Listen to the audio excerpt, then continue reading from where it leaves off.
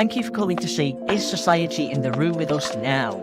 Episode 2 of Season 1 of Intrapology. I'm Xander Street. I wrote this and I'm the creative director and producer as well, I guess. I'm doing a lot of things, but I'm well supported by a very talented team. This is a live interactive show. Open intrapology.com/play so that you get the opportunity to interact. This episode might feature some visual effects that could be unsafe for photosensitive viewers. That will happen in the first 10 minutes and in the final few seconds. This whole experience might be most comfortable if you make the browser window full screen. This webpage is designed to look like the main character's computer. You're watching this video in a panel to the left, and in a panel to the right is an area where you'll get opportunities to interact with the play directly and influence what the main character says and does. To do that, you're just going to tap one of the buttons when they appear on screen, and the action that receives the most votes from the audience is what the main character will do. There's one choice in particular that's going to have an impact on something that happens later in the episode, and it might have an impact on the next episode as well. When that choice comes up, we're going to take a pause, you'll see the screen go grey, and you'll have a little bit more time to make that choice. You can interact on this page, but if you prefer to interact on your phone, you can use the QR code that's on screen now, or just go to intrapology.com/play. There's also going to be some moments where you're invited to briefly share your thoughts on a particular topic. When that happens, just type your response in the text box when it appears and then tap submit. Thank you for coming and supporting the show. We literally can't do this without people interacting with it, so it really means a lot. Treat this kind of like you were at the live taping of a sitcom. We might take the luxury of taking our time and stopping and starting once in a while to make sure we get a decent recording. If you enjoy the show and you want to help us to continue on this adventure and make more shows, you can support us on Patreon. Even if you can't afford to contribute on Patreon, we have a free tier that I really recommend you sign up for, because that means you can get updates without just hoping that the recommendation algorithm gives you our content. All of this has been made possible by a project grant from Arts Council England. It's brought to you in partnership with the Queerness and Games Conference.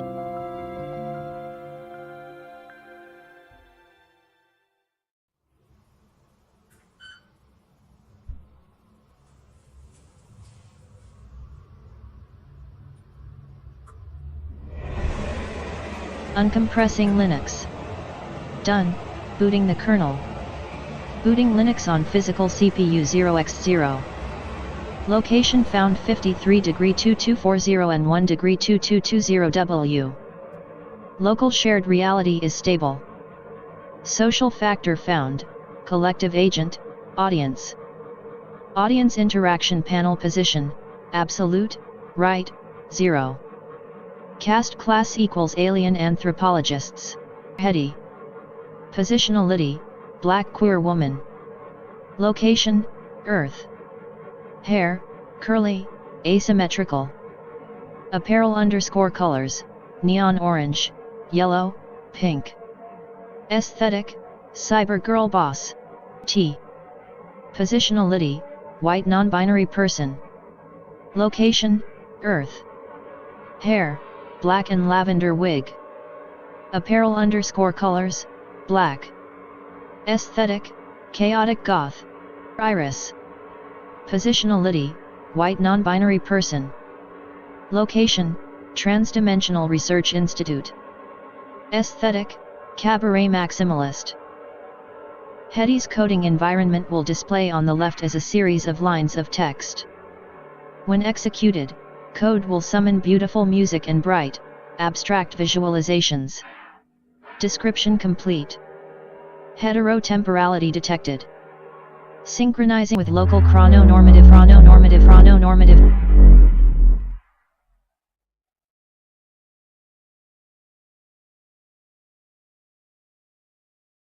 Tracked visualizations.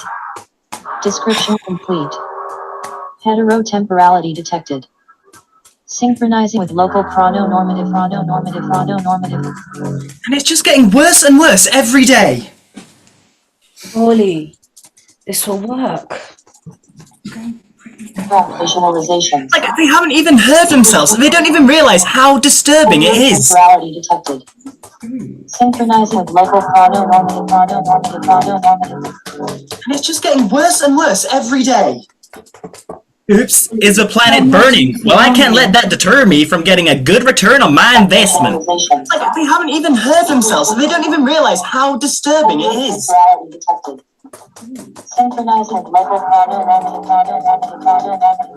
There won't even be a will to profit off if they keep going like this. Oops, is the planet burning? Well, I can't let that deter me from getting a...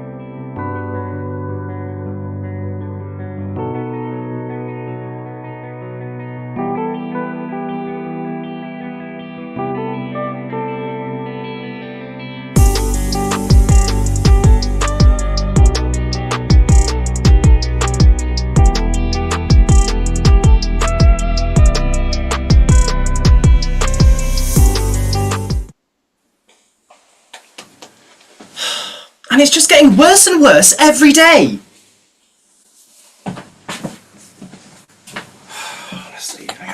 Surely this will work. Like, they haven't even heard themselves. They don't even realize how disturbing it is. Like, oops, is the planet burning? Well, I can't let that deter me from getting a good return on my investment. Heh. Ugh. What am I doing here? Freaking like... There won't even be a will to profit off if they keep going like this.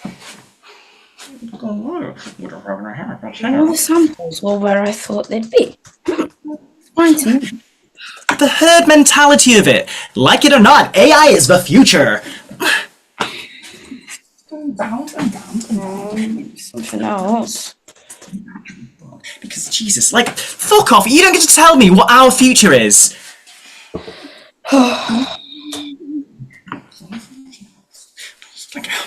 And when the tits hit the whatever, they'll all be in their underground bunkers. Oh, that's like fucking always doing that shit. Taking meetings in their corporate virtual reality. Did I say striates? Straight again? Girl, I can't even think straight. For hundreds of years, just waiting for GPT 420 to fix a climate crisis. And Come on. I know it's something simple. like, it's guess we killed all the artists, and now all we have is AI videos of pregnant Elsa. Ugh, so disgusting. Constantly going on round and round, just going on. It's like, oops. Turns out nuclear fusion is hard, actually. It's just fucking so gross. It's my children hate me because I destroyed the Earth. So fucking gross and nasty, and nobody actually understands what the fuck is going on when it comes to it. Left and right. Just disgusting. Me and I, that's what makes the world go round. Shit, like, you know what the problem is with these people? Oh, my mother Sutter. Like, they think every problem is an opportunity to be a hero. It's literally just the worst thing you can fucking things. Like, instead of what it actually is. A tangled mess that only gets worse the more you try to unpick it. It's gross, isn't it? Come on. Come on.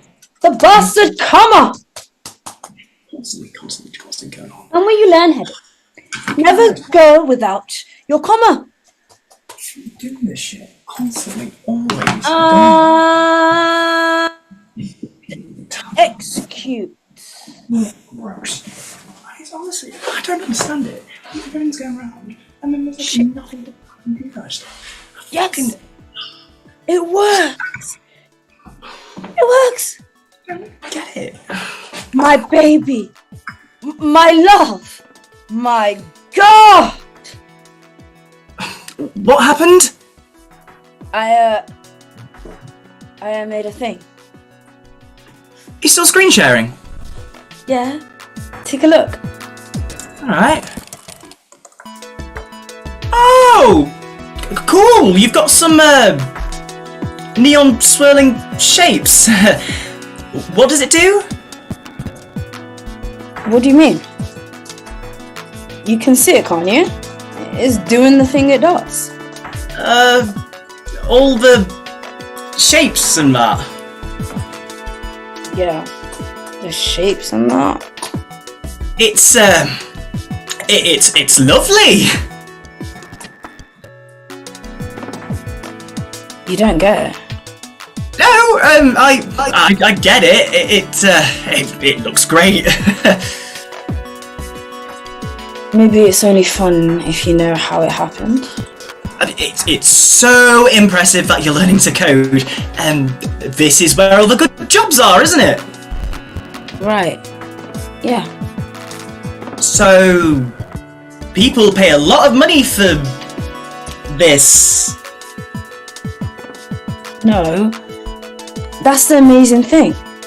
It's free. Anyone can download it. Oh. So it's like free to play? No. It's just free. It's free and open source software. It exists for the public good. It's art, dog. It's not about profit. It's about building something together. People make things and share them and then make new things on top of those things, and that's the most of the internet came to exist in the way you know how. Nobody can truly own it. It's wild. But also you have the power and the right to adapt it and make it your own.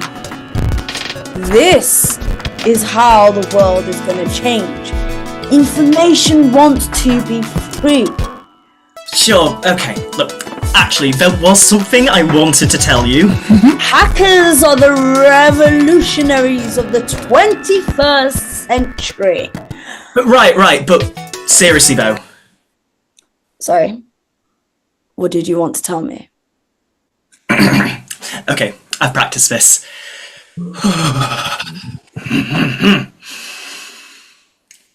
Together we go into the suffering city. Together we go to the eternal pain. Together we go among the lost. Before us nothing but eternal things we've made, and there it endure eternally. Abandon every hope, ye who enter here. Actually, it's forget your hopes. They are what brought you here. Okay, right. Hetty, you're an alien? What? Well, I was waiting for you to figure it out yourself, but there was always something else you were obsessed with. Like, first it was meditation. You were going on all these long, silent retreats. People get really uncomfortable when you tell them you've already figured out how to be enlightened. And then you were super into editing Wikipedia, but they permabanned you for, like, getting into too many edit wars. Tigers are not the most powerful living cats! Okay, and then you were a beekeeper, but then you got kicked out of the old petrol station where you were secretly keeping all your hives. The wanker wouldn't even give me back my bees! Did you ever wonder why you have these passing obsessions with ridiculously specific things? Ridiculous. It's because you're like me. You're an alien, and you were placed on Earth to study how this world is made. Like you. Yeah, and we're not like anybody else. That's because we're weirdos. Yeah, I mean, we're weird for humans, but for aliens, we're actually pretty normal. Actually, now that I think about it,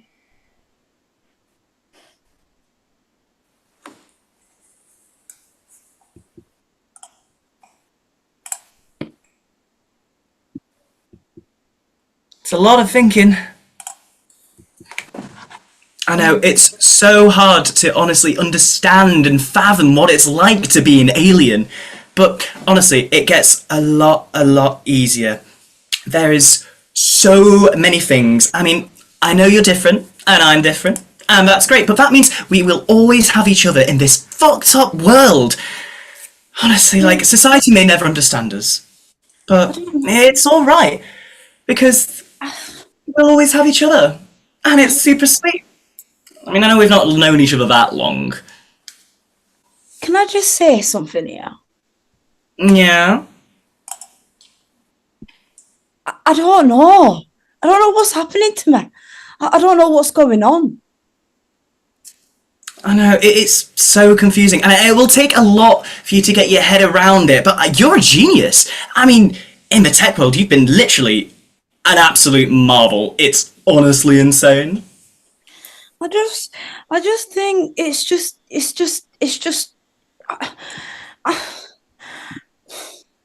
Why do I look human?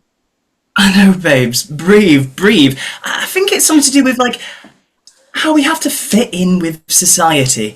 I mean, it took me a long time to kind of figure that out as well. Yeah, but when did you figure it out? Not too long ago, to be honest. What? I mean, I had a bit of help, and it was good, and I'm sure one day you'll meet them. But I understand why you feel so, well, weirded out by it. And it's okay. My first reaction when I discovered it was, I mean, I thought I was going to get off this planet. I really did. It's not really the way things technically work out, which sucks. Yeah, But, but if you just think about it, okay. it's important. Like, what you're telling me right now is I want to start crying. Don't cry, babes. It's alright. I feel I like mean, there's gonna I be know a it's load a of massive mascara shock. going down my face. No, babes. I know it is like one of It's the gonna be biggest like shocks. that, and I'm gonna start crying, and I'm gonna get really upset, and it's just because it's just not me. Do you know what I mean? I know what I'm doing. Well, really think about it. How does it actually make you feel? It's just I don't know. I don't know what to feel. I feel a lot of things right now. How does it really, really make you feel, though, darling?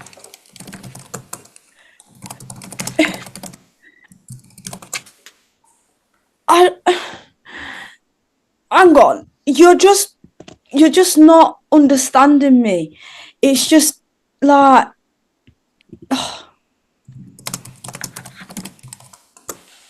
this is the least interesting thing about me. So what's next? Well, you start reporting back to our supervisor at the Trans-Dimensional Research Institute. I can say that now. I can't wait to see what kind of futuristic communication devices the aliens have. Actually, we just talk like this over video call. Yes! Never question the power of the internet. I think we're actually on the cusp of something exhilarating and terrifying. Such a medium as the internet, which absolutely shows us that we are living in total fragmentation. Don't be fooled by the internet. It's cool. It's cool to get on the computer, but don't let the computer get on you. This the other day internet was sent by my staff at 10 o'clock in the morning on Friday. I got it yesterday. Why? The internet is not something that you just dump something on. It's not a big truck. It's a series of tubes. Every presentation needs this slide in it. It's beautiful, isn't it? Do you see all the points, all the lines? It's incredible. It is the network. And in my case, the network has been important in media because I get to connect to people. Now the online tools, they're getting there, but the perfect tools aren't going to help us if we can't face each other and give and receive fearlessly. Wealthy and tenuously wealthy are looking for a space that they can dominate, where they can be trendsetters and tastemakers and can seemingly invent value through sheer force of will. Because what really sucks about the web these days, what has us feeling despair and anger, has everything to do with the industry that has formed around the web, but not the web itself. The web is still just a substrate on which anything can be built.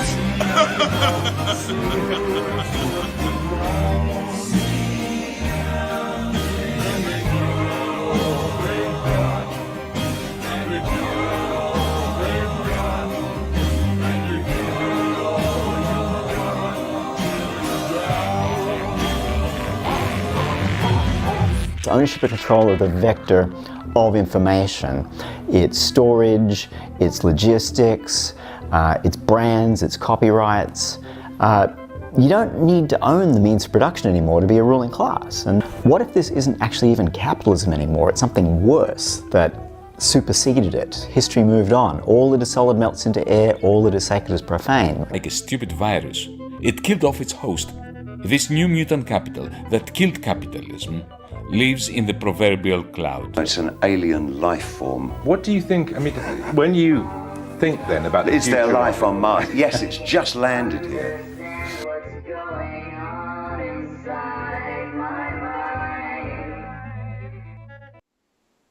Well, Hetty, enchanté. It's always a pleasure to start supervising a newly discovered trans-dimensional researcher. So, this is my office. It's rather well appointed when you consider that it is the only remaining fragment of a world that has been almost completely destroyed.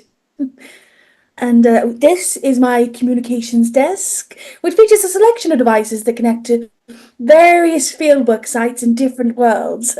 And in front of me is a vast glowing mass where Reality ends and the void begins. Any questions?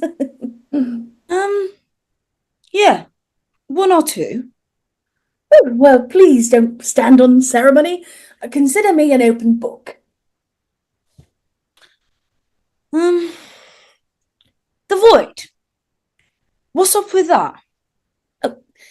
The void one will inevitably encounter. It's somewhere, so why not in the comfort of your own library? It's quite peaceful, really, like a vast open sky or a clean lake on a windless day. T said it was more like a massive blue screen of death. I'll have to take your word for it. Death isn't a subject I spend much time investigating. Is it just like a wall or empty space where a wall should be? Or is it like more like a giant sphere surrounding you? Like, is this a Truman Show situation for you? I don't think it's so clean either way. It doesn't take a primary form. It's a little stickier than that. When it's in front of me, I can position myself in opposition, but its materiality is unknowable in those places where it exists out of view. So, what does that mean?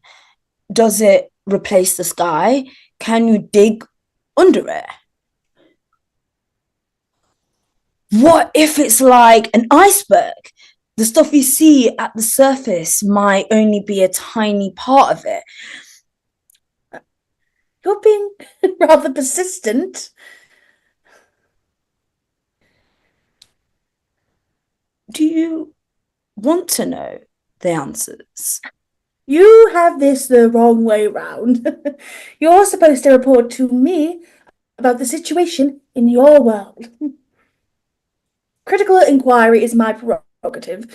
You engage with embedded observation, and I assist with interpretation and analysis. Oh, I know what this is.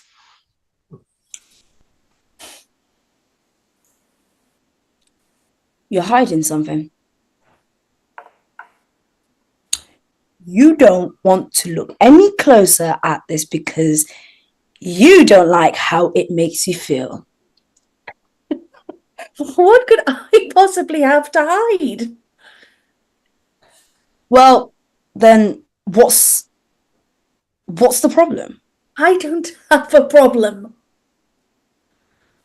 So why not find out what's beneath all of this? I'm not the problem. Whoa! What have I missed? Nothing. With you, that never means anything good. Eddie wanted to find out what's really going on beneath the surface. So, let's find out.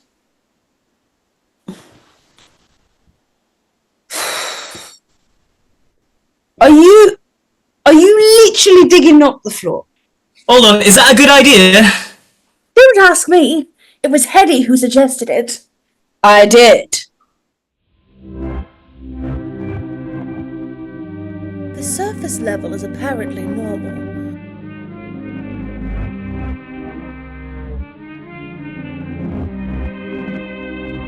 However, normality is contingent.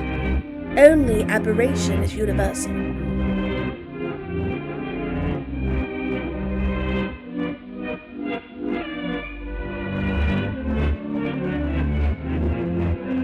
What's this? Memories have left detritus within the earth itself. We couldn't help but litter the environment with pieces of ourselves.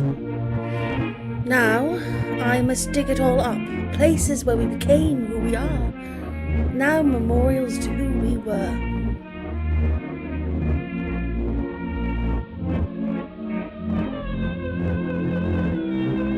A world is able to cohere because of agreements about reality functions.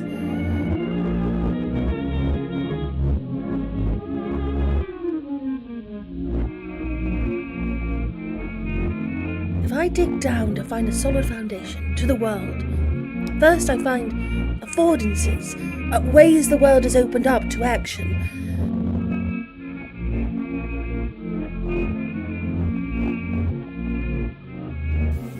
The truest betrayal is when the social world around you excludes your reality.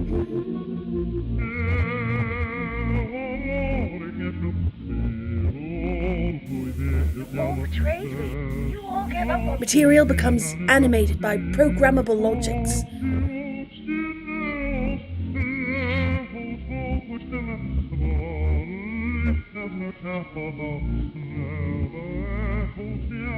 You all cut me out. Or did I cut you out? I can't cut you out. I am because you are. I am because. I can't be this anymore. I can't be this anymore. I can't be this anymore.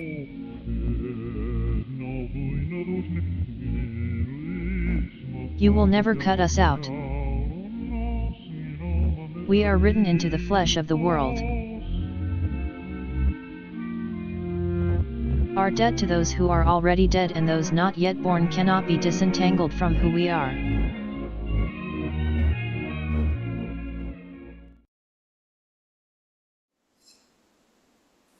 I should have left well enough alone. Why did I get pulled into your curiosity about what's down here? I don't think this is Hetty's fault.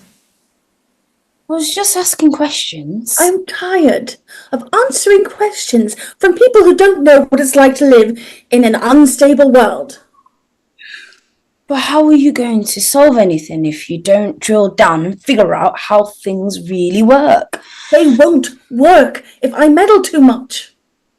Hetty, they're probably right, you know. It's a real mess over there.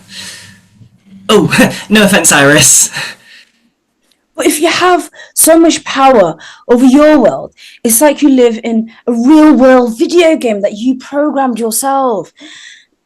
Learning to code is honestly the most magical thing I've ever encountered. And it doesn't even change the world around me. So, why bother with any of it? I know I'm supposed to be learning something that employers want, like prompt engineering or machine learning or cybersecurity. But if I keep getting pulled into the rabbit hole of beautiful and pointless processes, like making old computers work again. We have these incredible, powerful machines all around us, and for some reason, it's never is enough. There's always the promise of something more powerful, the next generation of devices. People... Think about all the cats on the internet. I mean, they're lovely. I mean, it can be annoying and social media is insane, but honestly, I quite like it. And it's really, really pretty and nice and... yeah, it's good. People think that device they have is not good enough. But it's just that the apps that we use to complete simple tasks get more complicated. So, these older devices can't run the apps anymore. But that doesn't mean they don't work. Well, there's also the area of connectivity, whether playing online games, chatting in different messaging apps, different logs and things, taking selfies, sharing, being with family, online. I mean, it was great during the pandemic because you could still see people. Everyone thinks they want a device that just works. But if that's because they never experienced the joy of making something work for them, there's only one way to use the device that is designed to just work, but there are so many ways to revive a device that's been discarded. You can't forget all the memes that there are. I mean, there's literally millions upon millions, and people are like making new memes every single day. I mean, it can be quite depressing, especially when it comes to elections and things, and there's constant bad news all over the internet. But at the same time, there's a lot of joy, and it's so fully connected with everyone and everything. I get that it's depressing, but it can be happy sometimes. You call this pointless, but it sounds like something that has a great deal of significance to some people. It just feels like something got lost. All this stuff is left over from a moment when people were building something exciting together. And now it's over. Surely it isn't over if you're still able to experience those things. Yeah, it's not really lost. It's still there, underneath the shit that's been built on top of it. Maybe you think it's fair, but you can't reach for it without contacting this gross, decaying material that sticks to it. Crypto, blockchain, NFT, Web 3.0, generative AI recommendations, algorithms, social media bots, addiction mechanics. The web is this window into a world that could have been. And it's been painted over with the shitty world we got instead. But you see, there's a simple answer to this. Yeah? Go on then. Ignore it. Just focus on the thing that makes you feel alive and pay no attention to the rest. Maybe? No. That's terrible advice. It's part of who we are.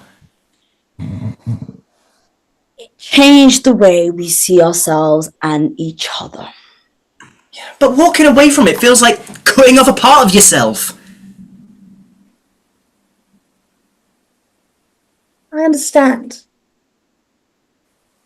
So why don't I want to reach out? What? I think I have more digging to do.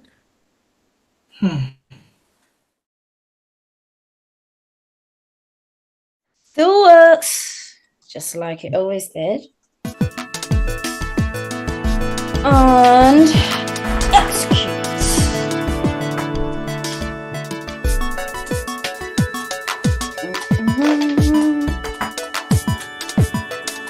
Yeah, I meant to do that.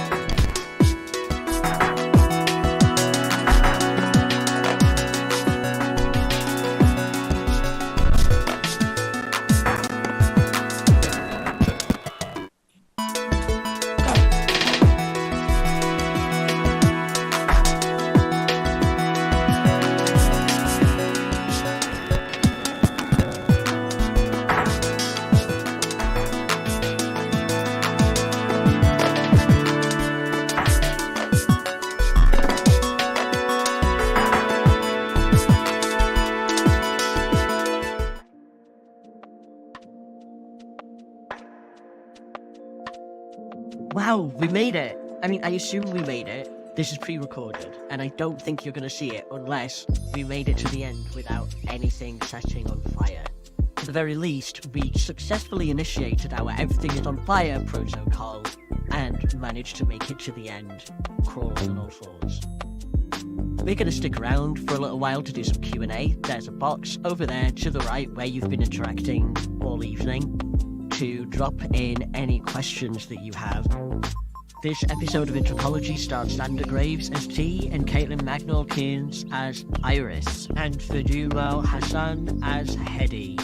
I'm Zoyander Street, I wrote this. We got some world building support from Soft Chaos Cooperative, and Squinky, one member of Soft Chaos Cooperative, made the technology that this whole thing runs on. Our technical director is Emily Theo Marlowe, and our technicians are Tom Robbins and Riker Young. Our art director is Jennifer Booth. Our acting consultant is Tanya Vital. Our BSL interpreter is Dave Wycherley. Our access coordinator is Lily Lucy, and our access dramaturgs are Quiplash. Our hair and makeup consultant is Isabel Lindley, and our publicist is Abstract Publicity. If you enjoy the show and you want to help us to continue on this adventure and make more shows, you can support us on Patreon. All of this has been made possible by a project grant from Arts Council England. It's brought to you in partnership with the Queerness and Games Conference.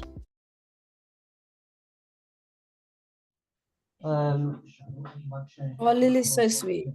Hello. Hi.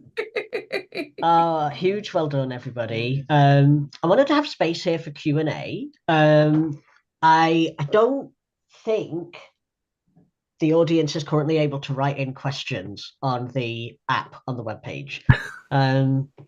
So I'm gonna take a look on our YouTube stream to see if we have comments there. I don't know whether Tom, can you see comments on the YouTube stream?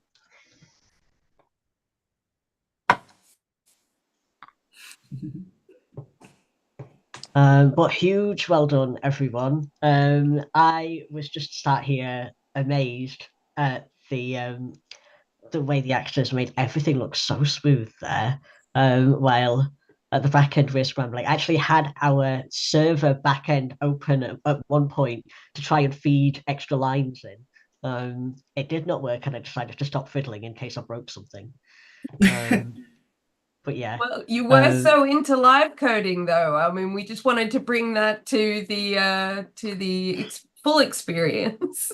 Totally, yeah, definitely, yeah. Bringing the live coding aesthetic. I've also asked on the Discord if anyone has any questions from the. Oh, thank you for doing that. That's good thinking. Yeah. But yeah. I feel much reassured by the presence of David Bowie in this episode. Every time David Bowie appears, I'm like, okay, we're fine. We're going to be okay.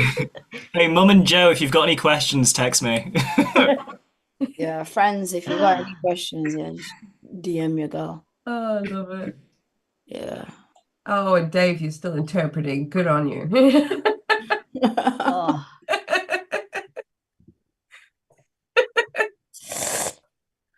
Oh dear. I need to do some rhubarбing, and I this is not in my skill set. No.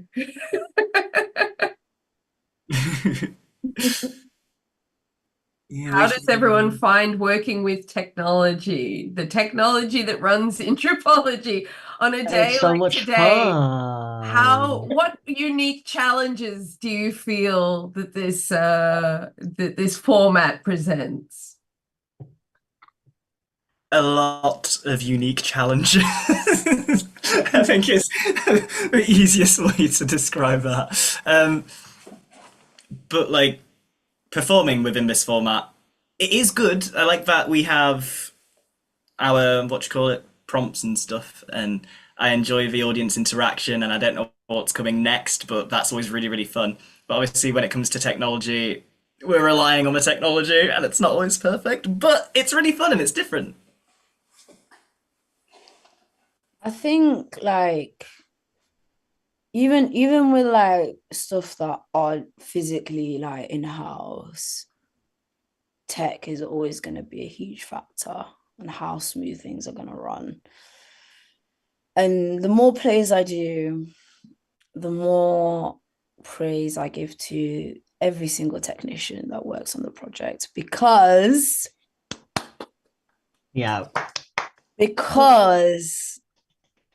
it's just they don't get enough time, and it's just the way it is.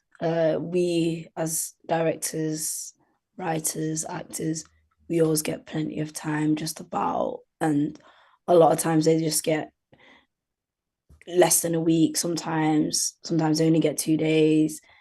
So they don't get a lot of time. So I think we always have to have a place of like be more forgiving and patient as you go along. Um, I was going to talk up Squinky, and they've actually just been like saying in the chat what I was going to say, which is that like they've been doing a lot of work in the last few weeks, updating the software, and the updates weren't ready in time for this episode, but it's going to be a much smoother experience at like changing things on the fly for future episodes. And this has all been part of work we've been doing to share our software with other artists. So this is for a version of the software that's publicly available for people to use. And we last month we had our scratch night with commissioned artists doing their own pieces, and that taught us what artists need to make this a much smoother experience. So yeah, we've got a version of it now that like you don't need to open command line. Like you just change the files and then it's done. Like so I'm so excited for like where this is going to go in the future. Yeah. Yeah, I think that's the thing with tech, and I think our director was basically explaining it before and in this way, and I thought it was just a brilliant way to explain it. For us, it's a dance. The tech and the actors here are literally live dancing with each other. We're both dependent on each other to make this work. So it's sort of it presents unique difficulties, but I think as someone possibly, from an earlier internet generation, I just can't get over the fact that we still do all of this remotely, that all of our actors are in their own spaces, that all of our tech team is spread across the country.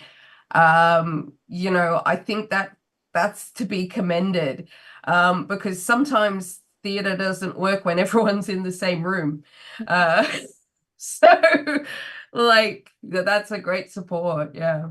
I was gonna like speak on that because I'm primarily like housebound. So like as from my perspective, it's great because I've kind of not always known, but over the past few years, like I've known the capabilities and the exciting things that can be done with like online arts and online art spaces, and like it's just really encouraging to be a part of a project like this because I haven't been able to perform for like the last couple of years, and I'm sure there's a lot of people in the same boat for various reasons. And so I think it's just really exciting, and it's really exciting being in something that's evolving as well. It's not like a pre-established form. It's constantly being updated and evolving, and we're learning from it. I think that's really cool to be a part of, and just like as a testament to like technology not working in like live theater, in-person theater, however you want to say it. Like I had a show on last month that I wrote, and the entire sound and light board went down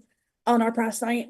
So it can happen just as often, and that was even worse because we couldn't like go to a screen saying like we'll be right back, or kind of, it was just so there's advantages as well in that kind of, able to restart. And yeah, I just feel really like lucky to be a part of like this, and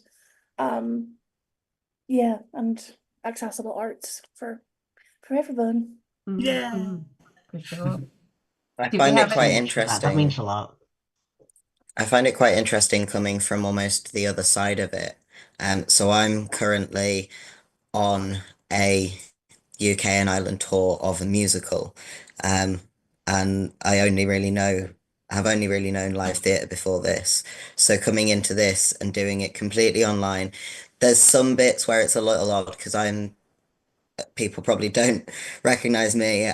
I'm the one operating all of the prompts for the actors. I'm the one setting the pace for things as well, which is something that I found quite interesting, trying to work out where that pace needs to go when I'm not in the room with anybody else, because right now I'm in Belfast. Hi. There you go. That's so funny. But yeah, it's been really interesting and a really interesting experience. I'm really enjoying working with the website and with the software that they've created. I've got a lovely question from PJ. Does the subject matter of this work, this is for the actors, does the subject matter of this work touching on a lot of stuff that's very distressing about the time and the world we live in impact the difficulty or ease of staying in character during the performance? That's a good question. It's like, go on. Yeah, you go first. No, you go first. All right. The character of T is basically me. So, I am non-binary. I am quite goth aesthetic a lot of the time, and I am very angry at the world, and I want, social justice and like rights for everybody, like equal rights for everybody.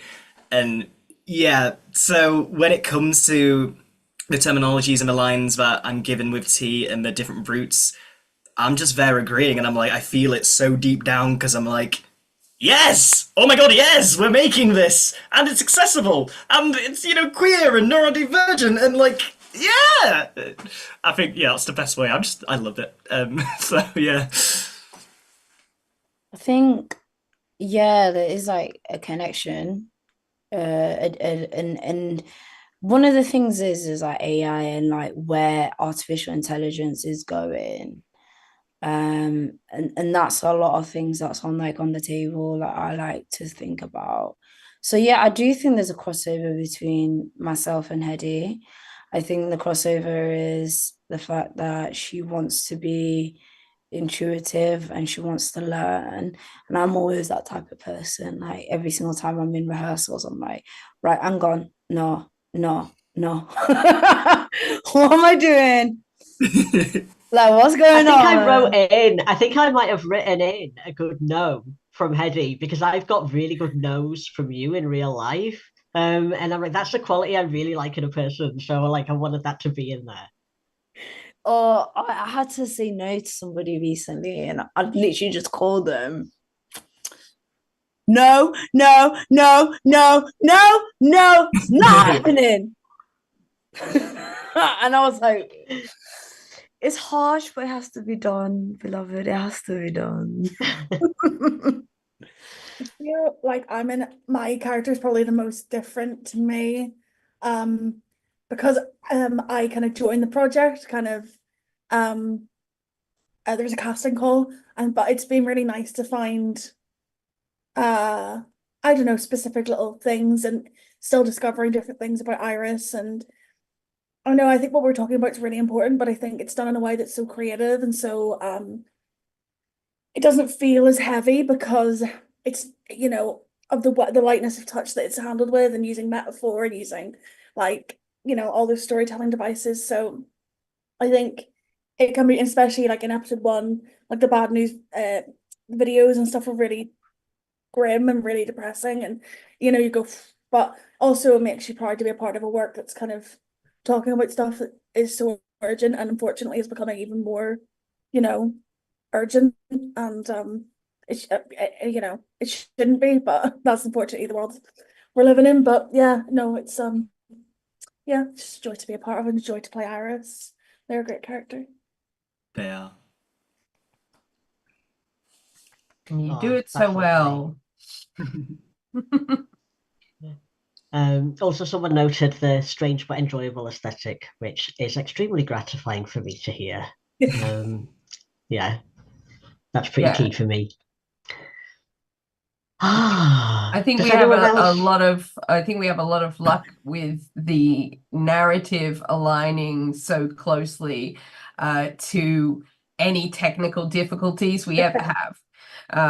I think there's something to be said for the meta conversation that happens literally every time we have a performance. It feels like we're we're living what we're acting, what we're promoting, like yeah.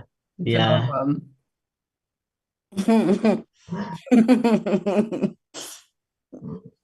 of Xander's mum asks what's next. We're going to do another scratch performance night with commissioned artists, which I'm really looking forward to. That gives me the last one just made me so happy. It's like free joy, like helping other people make art. It's like you get the joy of the art making without the anguish of having to face yourself in your own artwork. It's lovely. So we're gonna do that, and episode 3 is coming in February. So I've got a little bit of a break over the winter because we are seasonally affected cuties and we need a break. That is definitely going on a bumper sticker. The seasonal affected cuties. Yeah. Awesome. Right. If we don't have any other questions, shall we call it? Yeah, I'm happy to wrap up there. Thank you so much, everybody. Okie doke. Well, we'll say goodbye to the live stream then. Goodbye, Bye, live live stream. Thank you for watching. coming. Bye, Please come everyone. Please come again. Episode